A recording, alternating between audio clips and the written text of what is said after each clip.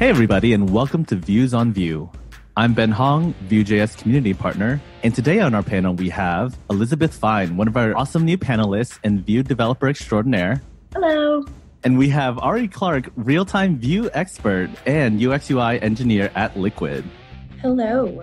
And today our guest is Chris Noring. Chris, would you like to introduce yourself? Yeah. Hey everybody, my name is Chris. I work as a senior cloud developer advocate at Microsoft. I've been working with tons of different frameworks. I kind of see myself as a full stack JavaScript developer. So I've been working with Vue, React, and Angular, and all sorts of spas. So. Very cool. One of the things that I find that we talk a lot about at the different conferences and the different things that I'm working on is open source software. And a lot of people have a lot of ideas around open source software, but we don't often think about the people who are building it and trying to maintain it. And I had a friend, John, who came to me. He's been a guest on JavaScript Jabber a couple of times. He came and he actually said, "Hey, Chuck, I wish there was a show about sustaining open source." And that really hit me where I live. And I have a few other friends who are working on projects related to this. So we all got together and we put together a show called Sustain Our Software. You can find it at sustainoursoftwarepodcast.com. And it's a place where several people who are passionate about open source come together and have conversations about how it can be sustained and how it can be maintained and what we can do to help these maintainers continue to deliver us value that we build our software on. Most of the software we're building is based on open source. And so it's important to us to have that maintained and have it taken care of. Come check it out. It's been really interesting to listen to the conversations that they're having from people who are working in it all the time and just hear what they have to say about it. Once again, that's at sustainoursoftwarepodcast.com. So you mentioned that you have a lot of experience with different frameworks. Can you talk a little about the various ones and like how it's been with Vue so far in comparison? So I started my story with Spas, I think probably in 2015. At the time, I think everyone was moving from Knockout to AngularJS. That was the new kid on the block. So I used that for a couple of years. I think after that, it became Angular. And then I started looking at React because it's good to know something else than just one framework, right? And at some point in time, I picked up Vue and I found it looked like AngularJS in a lot of ways, which is, it's very simple, approachable. I even spoke about it at a few conferences as well. And I haven't used it that much live in projects, but what I've done is to create my blog with Vue and VuePress. So that's probably the most exposure I've had to Vue in a long time, but I'm really liking it. Yeah, that's really interesting. I think VuePress is a rather new thing. So I think it's cool that most of your experience is actually with VuePress. Can you speak a little bit, sort of tell the audience, what is VuePress and what does it mean to you? Yeah, so VuePress is a static site generator. And the reason I kind of picked it up because I was looking at different candidates like, Gatsby or VuePress or something else. I think there's some called, I'm kind of forgetting the word now. But so there are tons of different static site generators. And what most people want to do is that they want to write some kind of article or some kind of piece of text and turn that from, for example, Markdown and have that become HTML files so that you can easily host that on, Netlify or GitHub or wherever you want your web page to live. So the idea is I think, at least in my mind, that the person shouldn't care so much about the web technology of things. So, they just author whatever piece they have, turn that into HTML, literally just copy that into whatever hosting system you have, and boom, there you go. You have something to show your audience. Yeah, okay, now I remember the other one. I was looking at something called Hugo as well. So there are a few big names, few good ones. Yeah, so the main reason I was kind of interested in VuePress was the fact that it was so simple. And also my colleague at Microsoft, Jen Looper, she had a lot of good things to say about Vue. So she's kind of in your community, and I guess she's no name to you. Yes, she is. She's also the creator of Vue Vixen for any listener who don't know that. So yeah, definitely I had a look at VuePress at that point, and I was just starting with a Markdown file, running VuePress, and boom, I got an HTML file, like that. And I was in business in, I think, less than a minute. So comparing that to Gatsby, where I had to install a bunch of plugins and configure those. And, I didn't even get code rendering or, obviously I could get all those things by, installing a bunch of plugins, doing a bunch of configs, but I'm a pretty impatient person. So I just want stuff to work. And I just want to write my Markdown, save it, convert it, host it. So for me, VuePress was like, it was like, yes, finally there's something that works as easy as I really want it. So for me, it's hard to look anything else. It feels like VuePress is ruining me. It seems like you've got a lot of flexibility too for how simple you're describing VuePress is to set up. Like on your blog, you have tags, you've got a most popular section. These are all components that you've built and open sourced? Yeah, exactly. So I've created a GitHub repo to make this open source. Maybe we can put the link somewhere after the show. Yep, but so what I wanted to do was to create something more, because VuePress is great, right? It's super easy to get started with, but it doesn't come with all those batteries included that you would like to have. So, but because it is Vue and because it has this site object, it's super easy to just, build your own Vue components. And if you're a web developer, it doesn't take you long before you have an article list and tagging, whatever else you might need. So in that sense, I didn't really mind because it was a platform I really liked, Vue, and I could author whatever component I needed. So for me, it's like it was a great basic offering, but it was also able to give me the ability to just code in Vue like I'm used to. And, I had the functionality I need. So what I wanted to do with this open source project was to tell everybody else who's as impatient as I am, if all you want is Markdown and nothing else, take my blog, and just go at it. So hopefully they would be up and running with the blog in 5 minutes. So just putting all that focus into Markdown. In your GitHub repo, you've got a file where people can customize the theme as well. Mm-hmm. Style sheet. Yeah, I have to admit that that's one of the things I'm still trying to conquer a bit with VuePress. I was kind of struggling to find the proper documentation of how to do that. If I understand correctly from Jen, I think there is an update that the stylus file that you're supposed to override is another one that the documentation is saying, which is why I kind of got stuck on that. So what you can do in Vue, if you want to customize, if you don't do the override, is that you can eject the theme, which means that you get all those nice Vue and stylus files and everything else, and you can just customize whatever you need and save that. But of course, there's a drawback to that, right? Because next time that they update VuePress, it might have changed the structure and everything. So from my understanding, it's not really recommended to do. So I should really, get on to learning how to override kind of properly and not be hit by that in the next major version. Right. But, trying to be a good open source citizen, I kind of saying to the VuePress team that I'm super happy to help you with documentation if that's needed. So funny you mentioned that, because the VuePress core team was formed recently, and Jen Looper is one of the core team members. So totally about to mention that. You stole my thunder. Oh, I'm so sorry, Ari. It's okay. You got to it first. The important thing is that the audience now knows that. Yes. We are always looking for contributions. So I'm looking at the source code, actually, Chris. And so are you using VuePress 1?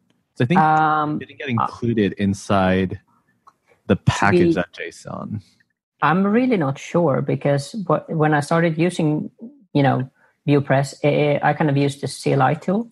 Yeah. And once I started looking at documentation, I found VuePress 2 and 1. So I wasn't sure from whatever parts I'm using, but you're probably right. If it says 1 in the package.json, it's probably correct. Oh, no, I was saying that I don't see the VuePress dependencies. So I think it's probably using the global install. So I was curious what you're using locally, because I think the local one is probably, we just need to add it, I think, into the package.json. Right. So I'm only using the global one. So I kind of, after a while, when I discovered that I thought I needed some other dependent libraries, which I didn't, I ended up creating a package.json and started adding stuff. So got it. I'm not sure what the global one is currently on. So that might be a thing. Cool. Yeah, because recently it did have a pretty big upgrade. Are you using the VuePress blog plugin yet, or not yet? No, I'm not. That sounds super interesting. Yes, I agree. Yeah, so I did something similar to you. I hacked my own blog with VuePress, but there is an official blog plugin that definitely you should take a look into. And I think more will be coming on that, because even though VuePress was originally designed for documentation, to your point, a lot of people are seeing the power of using it for blogging. And so I know that the core team is looking at basically really fleshing out that side to enable people to blog very easily. So I think you can definitely have a lot of contributions on that end. Very cool. Yeah, it's funny though, because I was pairing with John Papa the other day. I don't know if you know him, but he's kind of a big figure in the Anglia community at least. But he was actually using VuePress for his he has this extension for VS Code called Peacock, in which you can customize the themes. And he was able to get the documentation up and running in, I think, probably less than half an hour. And he had the full documentation in VuePress with, no prior knowledge. So I think that speaks volume of its ease of use, especially if you've got, no background of doing any kind of static site generation. So I kind of heard that the whole VuePress setup was an army of one. I don't know whether that's true or not. And if that's the case, that it's just one core developer, I'm super impressed by, everything it has accomplished. Yeah, as far as the history, Evan built the initial beta prototype. And then there was one core team member who was basically focused on that. And then as of recent, they've opened it up to have a more expanded team to cover things like documentation, blogging, and sort of community outreach. All right. Very cool. So, Chris, did you have any other Vue open source projects you want to talk about? I saw there was something on your GitHub called Vue Book. Is that something you're interested in chatting about, or should we move on to? I've actually written a lot of free books in general, so maybe I can talk about that. So, okay, so that's an actual book. Well, yeah, because I haven't come as far with the Vue book as I have with other books, so I can maybe talk about what I tend to do. So anytime I try to learn something, this is something I discovered about myself. Every time I want to learn something, I need to write it down. And so when I was trying to learn React, I started writing everything down that I found, and that ended up being a free book that I kind of published on GitBooks. And I kind of have the same idea for Vue as well.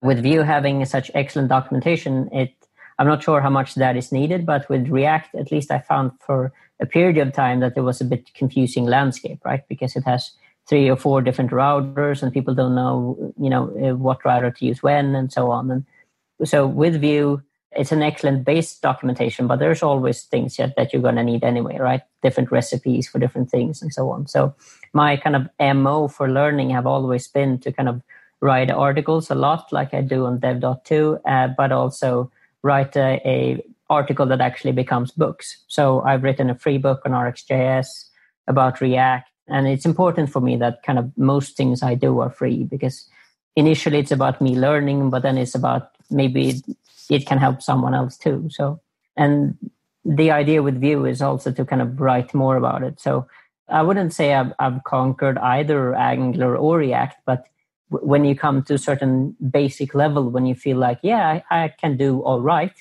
I kind of feel I want to go to something else and try to, learn that as well as I can, write about it and give to the community, if that makes sense. Yeah, that's really interesting that you write books as a way to learn. And it's sort of ties into, I saw one of your talks that you gave about imposter syndrome. Mm-hmm. And something that I hear people struggle with a lot, and that I would struggle with myself, is the ability to write books and write blog articles and sort of reconciling that with imposter syndrome that basically, as you were saying in your talk, pretty much everybody has, no matter how senior you are. So is that something that you deal with, and something that you might have tips on on how other people could deal with that? I think we all deal with it to a certain degree. So I can give an example where I kind of felt imposter syndrome. So I started writing this book about Angular at the time, and I felt like I'm supposed to be this Angular expert because I got an MVP title, and that actually makes it even worse. The more title people give on you, the more you feel like I need to perform. I'm here delivering a keynote. Oh God, do they actually know who I am, right? So at that point, what I started to realize that when you do the research for a book and when you actually write it, you learn stuff in the process. So when you're writing your book, you might have 60% of the knowledge already, but then you need to deep dive into details and you kind of add the other 40% that you were missing. So my best recommendation to people trying to learn stuff is try to explain this to someone else and find an excuse to do so. And that excuse might be a meetup, it might be an article, and it might even be a book if you got, abundance of time. So my best tip is to don't listen to that thing inside of your head saying that you're no good. Don't listen to other people. Just keep on at it and keep on learning and try to express that in the form that suits you, because speaking doesn't suit everybody. Writing doesn't suit everybody, but I'm sure there's something, right? I know other people who learn through OSS projects as well. So it's, for me, writing and talking about it is what works the best. That's what I discovered. And it took me a lot of years in my IT career to realize that. It actually took me, I think, 8 or 9 years before I realized this is the best way I learned. So That makes me feel better because I'm still pretty early in my career, and I look around at all these people writing blog articles, doing all like, the outward facing things, and I'm like, do I belong here? I don't know. Yes, so it's good to know that it wasn't an immediate discovery for you. No, I mean, I think some people go through their entire career and still feel like there's always someone better.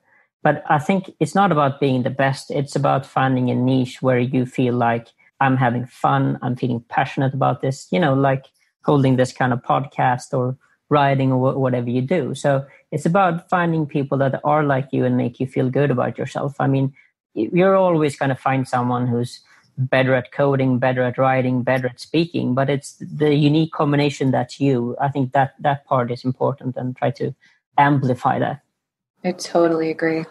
I think I started with, for example, public speaking in, or it could have been 2015. I hadn't done it before that. And, the first time I tried to do that, I was all sweaty, like most people, right? Sweaty palms and super nervous and stuttering and God knows what else, right? But you kind of feel at some point you need to push. You need to keep on going despite the fact that your body reactions tells you to stop whatever you're doing, right? I think it's the same thing with writing. And it's about being nice to yourself at the end of the day, right? To say it's okay. I'm not an expert at this. I mean, I bet Bruce Lee wasn't even an expert in Kung Fu when he started out, right? So that's good perspective. And it's funny because one of my higher managers, Patrick, he used to be the cloud advocate leader for Docker. He said when I think it was my manager who said I have all these awesome people on my team. I feel this imposter syndrome. And he was like, who else had an imposter syndrome? And then he started taking this quote from this person that turned out to be Neil Armstrong, because he felt like, what am I even doing here? I'm like a pilot. I'm not an engineer. I couldn't build this vessel, yet I'm walking on the moon thanks to everybody else, right? And that kind of puts things into perspective. Even the one that is the most respected in our society and our human history feel this way, right? So I think that says everything, and it's a feeling that we need to learn to deal with, and most of the time just brush away. I would say, it's stupid thing that comes on saying you're no good, you can't do this, and you're like, yes, I can. Look, I'm doing it. Yeah. So when getting started, Chris, did you have people who were mentoring you, sort of helping you get through that process? Or did you just single-handedly barrel through all these obstacles? So when I started, I thought I needed mentors. And I do think that certain people need mentors, and I probably do too at some point with something. I thought I needed mentors, and that became a mental blocker for me to say I need this mentor in architecture, for example. And if I don't find that, I'm never going to be an architect. I mean, I actually had that thought going on, but after a while, I realized that it's all about you, right? I mean, you can achieve anything you put your mind to. And I'm kind of sounding like Doc Brown, right? But you know what I mean. I think mentors are a good thing, but they shouldn't stop you from achieving. If you find them, they could be a great boost, but there are also mentors who could leave you down the wrong trail. So it's very important that you know that you will not have the same mind space throughout your whole career. You will change your mind during the way. The right mentor for you, you don't really know what that is. I mean, so the one thing I did when I started out my career is to say to myself that even though I might not be in the right job or doing the right thing, at least I understand what I don't like, if that makes sense. So I feel like I've been to a few jobs where I felt like, at least I know I don't like that. So I have been a consultant for most of my life, or I think you call it contractor in the US, which kind of means that you're in a different places, you get to work with different technologies and even assume different roles. And I think that's important to learn something about yourself, if that makes sense. I think it's important to realize that, am I a good tester? Do I like UX? Do I like design? Do I like programming? Or do I like to talk to people? And I kind of found myself missing some part of this communication element when I was just a developer, if that makes sense. I mean, I really love the engineering aspect, but I have this need, at least 20% of me wants to talk to people at some point. and I think it has a name. I think it's called ambivert, if you've heard it. Yeah, I have. I mean, it's this gradient, right? Some people are like introverts, some are extrovert, and some seem extrovert, but they have this need to pull back sometime. And I think it's important to acknowledge what type you are. And people are trying to categorize you as a 1 or a 0 or black or white, right? And usually you're somewhere in between, and it's about knowing yourself. And I'm super happy that this image of developers that we used to have are gone, right? You know, that developers are supposed to be this person that don't like people, that sits in the basement, that smells bad, and so on. You know, I mean, you've heard all those things, right? I don't know if that impression is gone. I think I still get that. But it is. At least on the inside, we know better. It is diminishing. And so to your point, though, as a developer advocate, I think you're in a unique position to speak to sort of like, or more like, I'm curious how you sort of got into that, because most of us who are developers, we're just building things. And so to be able to land an advocate role is a unique combination of the skills that you're talking about. So do you tell us a little bit about sort of your journey into that? Or did you always know you were going to be a developer advocate? I mean, if you're completely honest with yourself, you can probably find traces early on, even when you were 17 or 18. You know, me liking to do presentations, I never did anything with it, right? So I got through university, got to read engineering, programming, started being a developer. I was a, full-time developer, nothing else for more than 10 years plus. And then one day I started to go to these meetups with software craftsmanship. And I finally got to learn these things with, unit testing, TDD, and that kind of reshaped how I looked at code. Because I think I was one of those developers who just developed code, tested it a few times, manually, and say, this is ready for production, right? I didn't have a good MO in terms of delivering quality software. I didn't really understand the notion. So talking about solid principles, for example, I don't know if that's still a thing, but, TDD, but just think about testing was important. So I showed up at this meetup, and this guy was holding X number of workshops with something called karas, in which you have this recipe that everyone's following and so on, right? And I went to that 3 to 4 times. I thought that was super fun, right? I got to pair with people, writing unit tests and so on. And then he just moved to Spain. And I'm like, okay, what happens now? My fun extracurricular activity is just gone, or, So he was like, yeah, maybe you, Chris, want to take this over. And I don't think he meant anything by it. He just said, okay, someone's curious. Obviously, we need a leader. Maybe you, maybe someone else. And I was like, why not? So at that point, I actually took over the group, and we were like 15 people strong or something, right? And simultaneously, I was doing Angular for this aviation client, and I got into JavaScript because I had like a decade of being a .NET developer. So what I did at that point was to also co-organize the Angular group, because now I felt like after 5, 6 software craftsmanship meetings, I wanted to do something more because this was fun, right? And so I did that group, and we had maybe 50 people coming, and suddenly it became more and more. And Meetup was this thing a few years ago. I mean, I don't think it existed like 10 years ago, but so suddenly I was organizing 2 different groups. I was holding talks like, I don't know, every month or something. And once you do that and come over that initial fear of lecturing, and you start having fun, you started wanting to do it more and more, and also found this organizing bit really fun. At that point, I was still just a developer. I'm saying just because I don't really mean just, but I'm saying there's so many things you can do within the whole, Sure. domain of IT, right? A few years later, I was managing, I think, 4 different meetup groups in Sweden, where I'm from. And I decided, me and the wife, that why not go to England, right? Because she had some family living there. So we ended up moving, and I started a few meetup groups even here. And I started doing it more and more. And suddenly I started hanging out with people who had developer advocacy as a profession. So they were working for different places like Nexmo and other places, right? Progress being one. I think that's how I ran into Jen Looper. So suddenly they seemed to have such an awesome time, right? They were able to be full-time engineers while talking to people, while helping community. I'm like, I can actually have it all. And that's the feeling I had, right? Because that's still what I'm doing at Microsoft. I still get to use my engineering skills and build tools. I get to talk to people. I get to enable people in the community. And it's if you really like those kind of things, it's a smorgasbord of things that you could do. So I had a little stint at McKinsey, which is a management consultant, and I was kind of the technical architect role. So I got to talk to people who were not that technical, but we also got to build a few things. But after McKinsey, I kind of realized that I should probably go for advocacy. I wasn't really ready before that, but I felt like, why not? Because here's the thing with advocacy. Everyone's saying like, if you become an advocate, it's not really being a real engineer. I don't know if you heard that, but a lot of people have a tendency to say that advocates aren't really that technical deep. And being one for almost a year now, I can say that I've never worked so hard with engineering as I'm currently doing. Because when you have this much free time, you spend all your time learning new stuff. You know, my blog posts, for example, I've written, I think, 50 blog posts in 6 months. So when you have all that free time, you get to learn so many things and you get to build so many coding repos.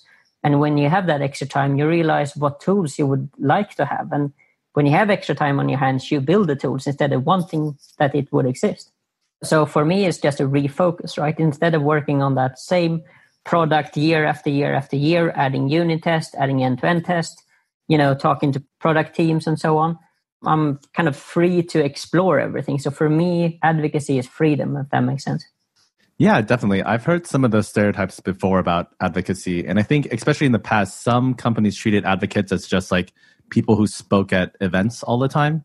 So if you're constantly flying and speaking, I think that's where some of the, sort of stereotypes came about, because they weren't building things, right? They weren't in touch with engineering because they were constantly speaking.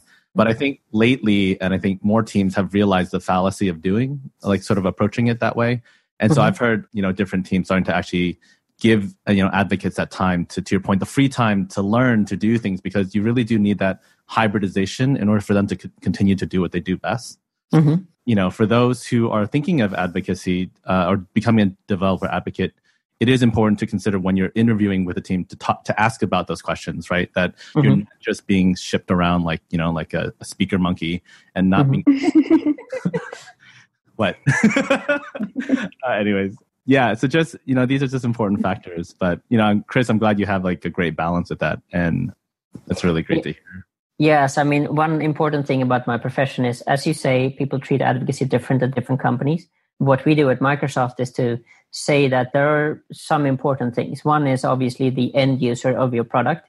We need to be in the community. We need to understand their needs, and we need to feedback that into the product teams, because ultimately the only way for them to know what to change or what features to add is by hearing from real users.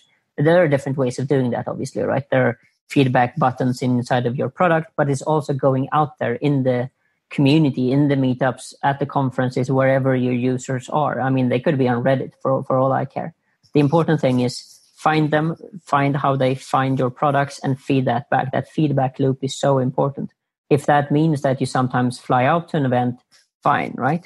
I mean, I have been flying quite a lot with Microsoft, but to be fair, I think I was on more meetup events before I joined Microsoft, weirdly enough. And I think it's because when you have developer as a 100% profession, your only outlet of doing all the fun community stuff is usually meetups or conferences, which means that you tend to end up there, right? But when you work more strategically as a developer advocate, it becomes a different thing, because then you're thinking, how can I create the most impact?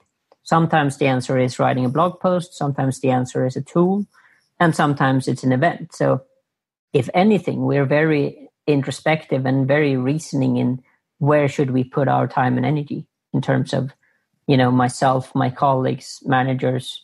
I mean, we have to do what's best for the community. And yes, it does sound sometimes like we're these cocktail developers that just moved from one place to the other, but we are actually it's very important for us that we are in places where it matters to the user. Because if we're in the wrong place and we're doing it for us, we're not helping anyone but us, right? But if we go to an event where a certain type of user is, or we can get very good questions regarding our products, we should be there, right? And of course, Microsoft, Azure, I mean, that's where I work. So it makes sense for me to be, one, in context where people are actively using it, but also in other places where people are maybe not using the cloud, and you try to understand why or why not. I mean, one of the most important things that actually made me start at Microsoft at the first place is to say, we don't sell our product ever. We have it as an answer to a question, but, there are other answers. I mean, if people have a problem, sometimes the answer is Amazon, sometimes it's, building a VBA script, and sometimes it's Azure and sometimes it's JavaScript, right? It's important for us that we don't push whatever solution we have. It's being like a trusted advisor first and sell last. I think that's a very, very important thing. So if you feel like you're an advocate with a company that says, well, you should try to sell this, then you're more of an evangelist. This is an important distinction for us, if that makes sense. Yeah, that's fantastic. I never even thought of it that way. I feel so enlightened. Yeah, so I mean, it's really important that, we kind of keep this conversation going and kind of connect with the community. After all, yes, we're not a charity, but it's important for us that we're still staying in the community where they found us, right? Because that's true for most of my colleagues. They found most of us managing a meetup or, being out there at a conference. And it's really a new kind of company that we're looking at now. It's hard to realize maybe, but I was at this event in Edinburgh and we were handing out these plush penguins where it said like Microsoft loves open source. And I had so many smiling. I mean, they're so cute. For real, they're super cute. So we lost all of them in like the first 4 hours because everyone was like, yay, I want a penguin. And a lot of people were actively telling me, I can't believe this is Microsoft, right? Because, to be honest, it was a different company 10, 15, 20 years ago. And a lot of things have happened since. And I think a lot of these changes are for the good. You know what I mean? Absolutely. And I think that's important for all the brands that we know today, that, there might come a time when they do change for good or for the bad, right? We need to be very aware of that. Sorry, it kind of feels like I'm holding a lecture here, but I'm really liking my... No, it's good. Great. I'm fascinated.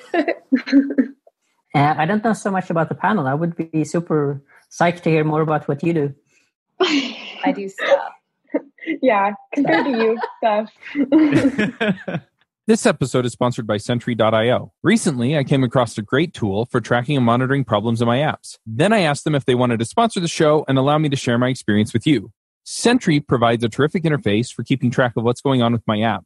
It also tracks releases so I can tell if what I deployed makes things better or worse. They give you full stack traces and as much information as possible about the situation when the error occurred to help you track down the errors. Plus, one thing I love, you can customize the context provided by Sentry. So, if you're looking for specific information about the request, you can provide it. It automatically scrubs passwords and secure information, and you can customize the scrubbing as well. Finally, it has a user feedback system built in that you can use to get information from your users. Oh, and I also love that they support open source to the point where they actually open source Sentry if you want to self-host it. Use the code devchat at Sentry.io to get 2 months free on Sentry's small plan. That's code devchat at Sentry.io. Well, I was going to ask you, Chris, about your journey with Vuex, because that's something that I know you've been using. And I was just curious when you started using that and what made you decide that Vuex was a good solution for the project that you're using it within. So my journey with Vuex starts with another journey, which was Redux.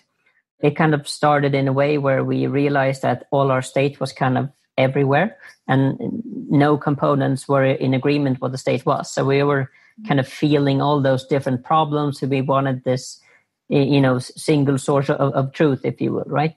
And at that point in time, I was using, I think, React, actually. Weirdly enough, I was in a React project. So we kind of realized that Redux was a good solution at the time because state was spread out, and other different pain points. And later on, we felt the same pain point when we were in an Angular project. And the answer at the time was called NGRX, right? In the Angular world. And then, of course, I was on a Vue project, which is why I'm here. And Vuex is a super interesting component. It's very, very lightweight, but really powerful. And, it's giving you that same confidence, right? You have the same ability of saying, here's all my state. And if I don't like that the state is global and everywhere, or it doesn't make sense to put in product state, user state, and all kinds of state, I can always slice it up in different stores, and which I think is really good. So I kind of see this as a natural way of augmenting your Vue application, of making it even better. And I think it really shines when the application gets big. Does that make sense? I think in the beginning, you can kind of do what you want. You build a few components, you got state here and there, but then you start to add HTTP and the application grows with you. And suddenly you're like, maybe I should start caching certain things. And maybe, just maybe, everyone should look in the same place for the same kind of data. And there are a lot of benefits of having everything in one place, I think. And I think that's why a lot of projects actually just unconsciously kind of starts with me installing the UX before I actually realize I need it. I know you're not supposed to do that as an engineer. You should reason with yourself. But I know that, a few months down the line, I'm going to need it, right? So I might only start off with this one state property, but I know that might be language, for example, right? That might be a global thing that I know that it needs to change everywhere on the entire application, or it might be something else that I can kind of consider global, or a logged in user, for example. And that's why I think Vuex is very interesting. There are always these couple of properties that are purely global that make sense to put in the store. And then after a while, you might reason with yourself and say, well, these things are kind of semi-global, so it makes sense to create at least a substore for them. It might be users or products, and kind of reaping all the different benefits of having a very predictable data flow. And that's kind of how I look at Vuex. So you said create a substore. Could you talk a little bit about that and how that works? Yeah, so I mean, in Vuex, you have the ability to kind of create different stores, right? And you can have this one mother store, if you will, and you can kind of reference all the other ones. I don't know if anyone ever called it the mother store, but you know what I mean? I like it. I'm going to use that. Yeah, now. I might start using that. I think it's super great that you kind of start with this one store and then you talk to yourself. And during the way, you kind of realized, well, maybe I should just split up different concerns here, right? If this concerns users, it should be in a separate store. If this is products, it should be somewhere else, and so on, right? You have different topics or domains that you realize belong in different stores. And at that point, it kind of makes sense to divide up your, components and even your state. I mean, this is how we build any big application, right? We try to build these small islands that are kind of interconnected. And I think it just makes sense that not only components get to be grouped that way, but also the store that kind of goes along with it. But you have the ability to talk cross domains if you need to. And I think that's an important thing to say as well, that it's not just about separating, because then you might have it as a local state. But if you actually need that data, it's fairly simple to set up a getter and just, get whatever you need. Yes, I recently have been working a lot in that particular problem space. And so when I watched your talk, basically your intro to Vue talk, I thought it was really interesting that was something you touched on in the Vuex part, because for me, it took me over a year to get to the part where I was like, crap, I really need this state from two different modules. I'm terrified of what happens when I try to access both. But you're just like, yeah, no, you can do that. And I'm going to tell you that right off the bat. So I'm like, wow, okay, that's advanced. But you made it so simple to understand your talk. I was like, I don't know why I was so scared of it. I mean, to be fair, I was trying to instantiate the store for the longest time, even when I was creating substores. That was one, I couldn't get it to work, right? I was struggling for longer than I would like to admit, if you say it that way. I mean, as you know, when you define a substore, you just define a simple object literal, right? If you do the mistake of trying to instantiate that, you're not getting anywhere and you don't understand why it don't work. So that was a little gotcha for me. But I mean, once you kind of got over that stupid, simple mistake, it's not that hard. I mean, I usually don't find the syntax of a language to be the hard part. It's the whole reasoning. When do I do things, right? When do I create a substore and when don't I? When do I do a cross-domain call?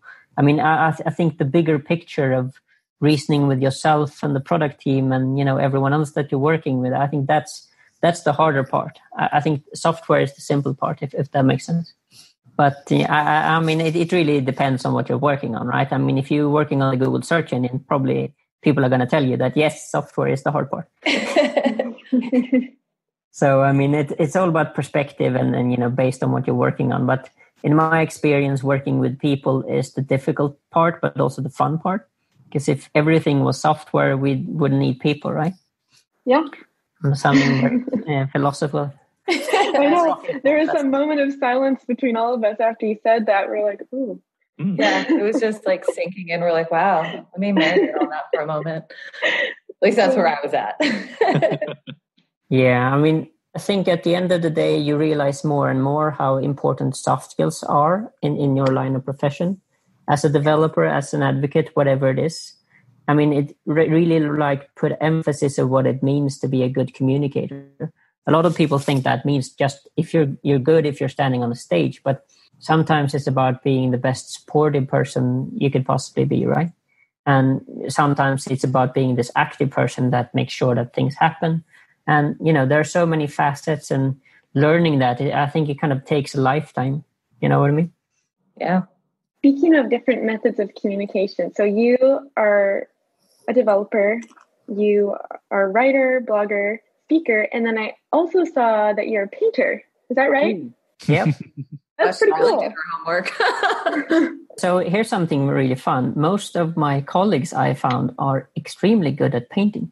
I do not know why that is with the advocacy organization, but where I work, I have so many amazing people. I don't know if you... So my ex-colleague, Sarah Dressner, she's one of the best painter sketchers I have ever seen. Yeah. I mean, John Papa's super good. Have you seen the aquarels from Jen Looper, for example? And I'm like, wow, So I don't understand why artistic types have become advocates. But I definitely see the correlation. That is very interesting. I think advocacy is such a creative space because, like you said, you have to sort of seek out the solutions to problems that maybe you don't even realize are a problem. And I feel like that just takes a very imaginative, creative person. So to me, it kind of makes sense that there would be a lot of artistic types in that profession. That's just my opinion. I don't know anything. Yeah, I'm starting to think to myself if, I was meant to be an advocate, because I think everything we do are choices and our own mindset. I think if we decide one day we want to be another profession, I think we could be if we just, do the necessary time to learn whatever that skill set is. So I don't know. It kind of sounds like I don't believe in faith, because I do think there is such a thing, but I do also believe in our ability to just decide that I'm going to run through, this path and I'm going to do my best at it, right? I honestly believe that people can become whatever they, set their mind on. I really believe that. I think I was listening to this physicist. What was his name? There's this really famous physicist that kind of is very good verbally. I think it's from the 70s or something. He was talking about how he was no good at physics when he started out, but he acquired all this knowledge, and there's so many years, decades of learning, and he became one of the best in his field. And he kind of represented everything that I think I truly believe, which is like, you might not be a great developer today, but tomorrow or, next week or a few years down the line, you could be, right? Yeah. Every day you get better. Yeah. At least hopefully. That's the hope.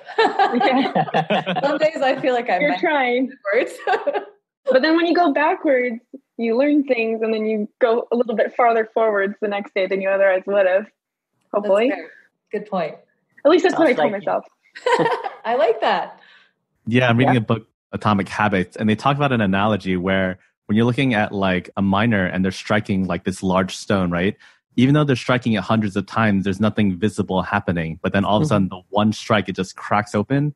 You don't attribute it to that last strike that cracked the rock open. Like the hundreds of strikes that went into it prior to that, even though there were no visible progress, were critical for the final time where it finally opened up. And so, keeping those habits is definitely critical.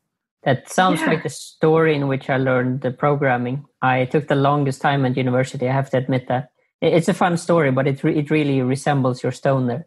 So what happened was that I was kind of failing the first programming lessons, and I was doing like a master's program, and I thought, I'm never going to be an engineer. I can't even pass the basic programming course. And I just realized I had the wrong mindset, or there was something that made me not understand, right? So I went through the first course, barely understood what I was doing. Second course, barely understood. Third course, which was a project, I got a tiny speck of understanding. At the fourth course, I had to do this really long elaboration, right? I had this hand-in piece. And after that, everything just clicked. That big stone that you talked about just cracked. And suddenly, 3 courses worth of knowledge just rushed into my head. I just felt that moment when it happened. I felt like Neo in the Matrix, right? All that knowledge just came rushing in. I went back I think in 3 months, I just passed those 3 exams. Suddenly, I just understood everything. And Kung Fu now, right? Yeah, I wish, right? I think I attempted a round kick once, so no. Guessing that didn't end well. No. That's actually a funny story. It was the story about how I, for 4 months, thought I could learn Kung Fu without realizing that I was not a bendable person anymore, if I ever was. I even had this Shaolin monk trying to teach me because for some reason he was flown from China to Sweden, and he had like a very good story, right? His CV was fantastic. He had even been training Jet Li in the use of staff. So, I mean, in theory, I should be the next Bruce Lee. But in that case, I think there's a physical limit to what you can do. You need to have the balance and the, dexterity for it. But knowledge, different thing. Totally agree with that. Because, I mean, I'm someone who, for longer than I should have, skated by on, talent. Turns out that only gets you so far. And then the thing that gets you that next step is just dedication. Because there are some concepts that are just so foreign to how our minds work that without time and perseverance and discipline, like it's not going to make that connection. And also, I think about some of the most brilliant people I've had the pleasure of knowing, and one that really sticks out. Things didn't necessarily come easily to her, but her perseverance made her one of the most talented engineers I've ever known, because she just day in, day out worked her butt off to gain the knowledge. I feel like, there's a certain earning of knowledge as a developer that without some error along the way, you don't get there. There's actually an excellent TED Talk on that very topic. I don't know if you saw that. It's called Grit and the Power of Passion and Perseverance. Yes. It's one of the most amazing talks I've ever seen. Yeah, I'm leaving it here as a link in the chat. But I fully agree. And I sometimes think that talent is a curse because you don't learn to fight. Yes. And, if everything you do is fight, you become very good at fighting regardless of what topic you're trying to approach, right? So I think talent is a good thing, but I think someone said that it's 2% talent and 98% hard work. And I think it's realizing that it's too easy to give in to the fact that you're, have a talent in something and that's what you do as a profession, because then you don't know struggle and excellence, right? Yes, so true. Grit, I think, is the word. Yeah, that is. I mean, turns out I actually have that, and I never knew because I never had to know. And I'm so much more grateful for the things that I've earned through grit than things that just came easily. There's more satisfaction in it when you really have to work for it. 100%. And even the things that you do have a talent in, right? It's harder to get better at something that you have as a talent because you feel like, well, I'm kind of good enough already, right? Yep. I think it's like with me and painting, right? I know I'm not the best at painting. I have a decent level, but it makes it hard for me to motivate myself to seek out those courses. So I think I have this therapy thing where I kind of watch Bob Ross thinking maybe I could be that level, or you know what I mean? So I think most people realize they can't be. And I'm like, could I, if I put the hours? Probably. How many hours? I don't know. I mean, they kind of say that you need 10,000 hours to be good at something. I don't know how much is missing. Probably 9,000, but you know what I mean? Yeah, surely that, accomplishing a level of knowledge through grit rather than just purely talent helps in an advocacy position as well, and helps with communicating with people, because you can communicate with people who are in the position that you once were in. And you're not speaking from a place where, everything that you know has come so easily to you. You can better understand the level that everybody else is at. I 100% agree with that. And in some way, I've kind of used myself as a reference. If I don't get it, how is anyone else going to get it? But so actually, most blog posts are to me, and in the sense that they speak to me, that I kind of assume that I'm the dumbest person in the room always. And that really helps when you write a blog post. It's like spell out everything, every single acronym, over-explain everything. And when you realize that you're doing that, you're going to actually benefit your future self too. I don't know if you heard about this phenomenon, but people years later or even months later, they go back to their own blog post to learn from their past self. Because we as people, when we keep on cramming knowledge, we forget, right? Who here remembers how to write a regular expression? Can do it at the top of their... Well, yeah, I mean... So there are all these things that we forget months later unless we use it on a daily basis, right? And going back to your past self that was nice enough to over-explain everything is perfect. So not only are you helping your future self, but you're helping others in the process. And I think everything we do should be approached by saying that you don't know where people come from. And I think that's a very important thing if you're an advocate. You don't know where people come from. You don't know what context they have. Be as clear as you possibly can. And, right. So that kind of goes through everything I do. It's the mindset of a beginner. And I think if you ever lose that, I think it's super hard to be a good advocate if you become too good at what you do, because then you don't realize anymore what's difficult. I mean, if you think about it, the very best people at what they do, they probably win the Nobel Prize, right? But people who are maybe not that good, they can still be amazing and bring a lot of value to the community, just being able to articulate, whatever this topic is about. And I think, for example, if we have this excellent physics professor or math professor, whatever it is, they might actually sway you to move into that area and seek a PhD and going all the way and become super good at what you do. But if you have a really bad one, you might say, nope, this topic is not for me, right? And so I think it's super important that we kind of realize the value in good teachers.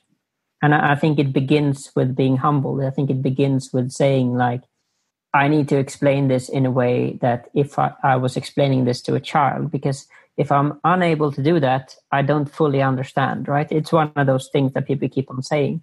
But it's so true in that regardless of if it's a video or article, whatever it is, I think you should always approach it like, assume the person you're talking to is 5 years old and speaks Spanish, and you're trying to do it in English. You know what I mean, right? Just approach it in the simplest possible way. I mean, I actually think I have a benefit towards my colleagues that might be Americans or English speaking, right? Have it as a mother tongue.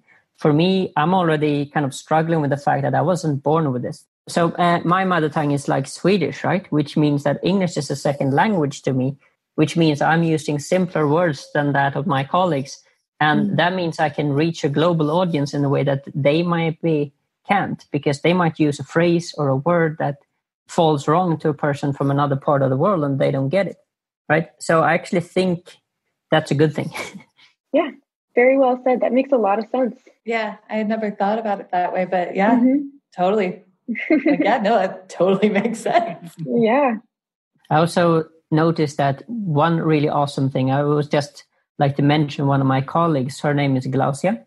And she speaks like English, Portuguese, and Spanish. And I just realized straight off the bat, I got English and really bad French. That's literally everything I have to show for, right? And here I have this multilinguistic colleague who's like able to write in so many languages and create impact all over the place.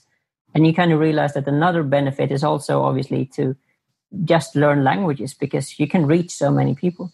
And I mean, that's another thing as an advocate. I mean, you can have so much more impact if you speak in more languages than English. I mean, it's easy to assume that the world speaks English, but then you show up in South America and you're like, yeah, it's not going to work. And I'm sure in the deepest heart of China, it's not going to work with English either, right? So right. I actually think that's a good thing that we should strive for, to just be more multilingual. But I mean, languages are hard. I mean, it's so much easier to learn a programming language than to learn Mandarin, right? I mean, it really depends on where you come from in the world, of course, but you know what I mean? Yeah, I mean, Jen Looper, her first career was as a language professor. So I think there's something to that. Mm-hmm. Yeah, I actually think that she's probably better at learning programming languages than most of us, right? Right, yeah. With grammar and everything else. So, yeah. So to be a good developer advocate, I need to be multilingual and a good painter. So if I have those two things. Yeah, so it feels like I'm never going to be one. All my hopes and dreams dashed. Or have the tenacity at least to strive to be one. I was going to say, but wait, we just talked about how grit allows you to accomplish things you may not have thought possible. So I have to work on painting and learning more languages. So life goals. For sure. No, I mean, in all seriousness, I think the most important skill you have is probably being humble and realizing that you're helping people, which means that it's not about delivering maybe a software product so much anymore, but realizing you need to enable people and you need to find what problems that hurt them the most. Could I be building a tool? Could I write a piece of doc? What can I do, right? I kind of always see myself as a developer enabler, if that makes sense. I mean, or unblocking developers. I think I should have that as a quote somewhere. So, I mean, in all seriousness, I think that's what an advocate can do the most, just unblock other developers, whatever their problem is. It's like things got really deep, right? Yeah, they definitely did. And in your discussion points, you mentioned this line. I'm curious what you meant by it. You said you wrote, "The war is over if you want it to be." So I'm curious, what were your thoughts on this? It's very easy to kind of pigeonhole people. To say that, you're either an Angular developer, React developer, Vue developer, JavaScript developer, .NET, whatever language that you're doing. And especially SPAs, especially single page application, have had this reputation of almost war with them, right? To say like, yeah, you can't do all those SPAs and you have to think that Angular sucks and React is the only thing you can use. Or, I mean, to be fair, there are a lot of really good frameworks out there, really good libraries that can solve the same problem. I think it's about realizing that most opinions out there are subjective. You see these so many wars on Reddit or Stack Overflow, whatever it is, that people feel the need to bash on something, right? Whether that's Webpack or Angular or React or whatever it is. And I think it's about realizing we got an awesome set of tools. Use what works for you, what kind of feels good with your mindset. So for me, it's important to kind of stay agnostic for that reason. To even though I might have my roots in Angular, my roots before that was .NET. So I mean, I don't really feel strongly rooted anywhere. So for me, it's important to realize that there are great frameworks out there. I mean, right now I'm really enjoying Vue because it's so simple, but tomorrow it might be Svelte or whatever else, right? So don't go into Twitter threads or Reddit threads or whatever it is and try to say that my framework is better than your framework, because it really depends on context. And definitely people use a certain framework as a living, and there's no compelling reason why you want to make them feel bad about whatever choice they're making. So that's why I'm saying the war is over if you want it. Don't even start the war. I think that's the main message, because there's no war to be had. There's only, great software that you use to solve problems. Definitely. I love that. That's another very philosophical perspective that could probably be bubbled up to all kinds of other, wars and conflicts you see happening on Twitter and other online forums. As an advocate, it's super important for me that I don't partake in these kind of discussions. Sometimes you end up in them whether you want to or not, right? Because it might be people on your Twitter or you're in Reddit and suddenly you see two people bickering for whatever reason. And I think it's important to ask more questions, because most of the time you don't understand context. So I take pride in the fact that when a few times on Reddit, I've written an article and people have said, I don't like the article for this and that reason. And then I'm like, okay, I hear what you're saying. Why don't you like it? Could you explain more to me? And then I ask more clarifications, more questions, and I make sure that I shift the tone. I make sure to answer them in a polite way and say, how could I do this better? And then they start to shift their tone with me, right? Because people are affected by the way that you respond back. And I think that's super important. Yet you can actually change people by the way you write and by the way you say things. And Reddit especially is one of those hit or miss places that sometimes you get tons of comments and sometimes you get nothing, and sometimes positive, sometimes angry. And you don't need to be that person that kind of adds fire to gasoline. Just make sure to put it out by understanding their situation, ask more questions about the, context, because most of the time they're used to this tone, right? They've grown up in a generation where it's okay to talk trash over, online gaming or wherever they got this attitude from. But I think it's our responsibility to don't go with that tone, shift the tone if you don't like it. Definitely. Well, on that positive message, I think maybe we should start wrapping up. What do you all think? Yeah, I think that's a great last note. A good high, I think, a good high point. Yes. So, Chris, where can people find you on the internet?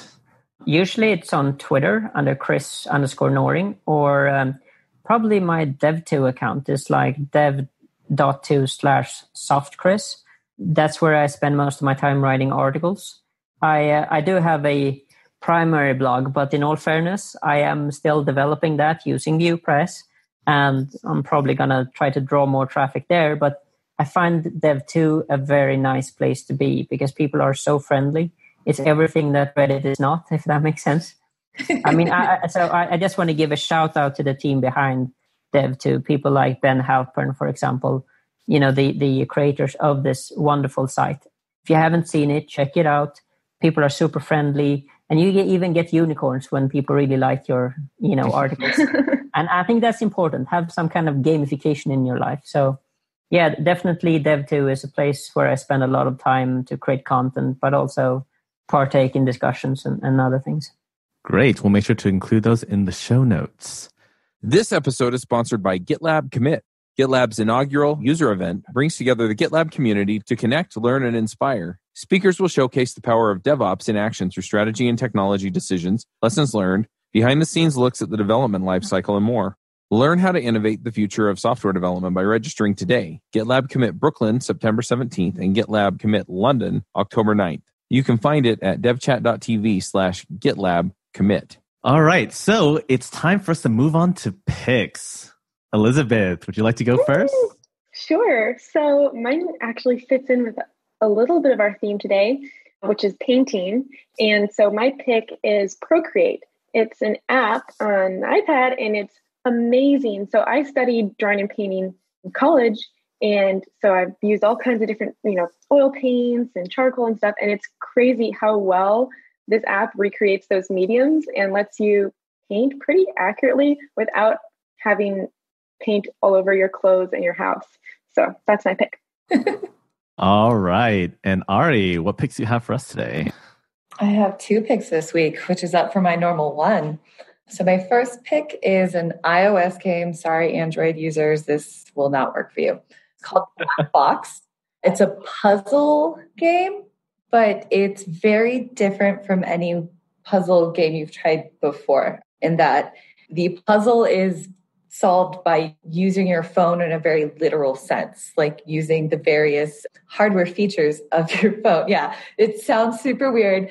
It takes a little getting used to, sort of wrapping your head around the fact that, touching the screen is not really going to do much for you unless you're touching it in ways that interface with the OS itself. That's all I'm going to say about that. Yeah, so Black Box, super fun. And my second pick is a Twitter account, DM of Engineering. It is basically a commentary on software engineering from the perspective of a Dungeons and Dragons dungeon master. So it is highly entertaining and very relatable. I don't even play Dungeons and Dragons, but it's amazing. Like, when I first discovered the account, I was laughing for hours just scrolling through. Oh, this is great. Right? Yeah. This is going to be my next hour now. You have to check it out. All right. And Chris, what picks do you have for us today? I've got 2 different picks. I'm thinking about one of them, whether it's appropriate or not. But so there's this Twitter account called Swear Trek. I don't know if you saw that, but it's like GIFs from Star. I think it's from Star Trek, where people are saying stupid things, and it seems like it's really synchronizing with their mouth movements. So it seems like they're actually saying profanities. So if you have a really boring day, I kind of recommend going in there, have a good laugh. So that's my inappropriate pick. My serious pick is Babylon.js. It is a JavaScript library that makes 3D programming super simple. And they have this amazing homepage where they show off every kind of demo that you could possibly want. Everything from adding this sphere or working with the keyboard or selecting stuff from the screen. It just kind of feels like you almost can be a game developer just by copy-pasting most of the sample code. So definitely Babylon.js. I mean, I have actually a master's in game development, and I've been working with platforms that have been way harder than this, and it's just a joy to work with. So Babylon.js. Awesome. For this week, I have one pick. Recently been really getting into this anime show called My Hero Academia, And so it's basically about this boy who is in a superhero world and doesn't have any superpowers and tries to find his way and how to become a hero. And so I usually like these sort of like, it's like coming of age stories, just because it's a reminder. Sometimes I think as we get older that a fixed mindset of like, oh, this is like all I can ever be. And to just have that sort of youthful exuberance of like anything's possible and to sort of barrel forward, to me, it's always greatly inspiring. So if you're looking for new anime, My Hero Academia, there are 3 seasons on Hulu, so you don't have to even torrent it or anything. You can watch it legally. All right. With that said, does anyone have any final thoughts before we wrap up? It's been a pleasure. That's all I have to say. Yeah, it's been a lot of fun. Yeah, it's been super nice. Very grateful for the invite from you, Ben, Ari, and Elizabeth. It was an amazing hour and a half, I think. All right. Well, that is it for this episode of Views on Vue. Thank you for joining us. And until next week, enjoy the view. Bandwidth for this segment is provided by CacheFly, the world's fastest CDN. Deliver your content fast with CacheFly. Visit CACHEFLY.com to learn more.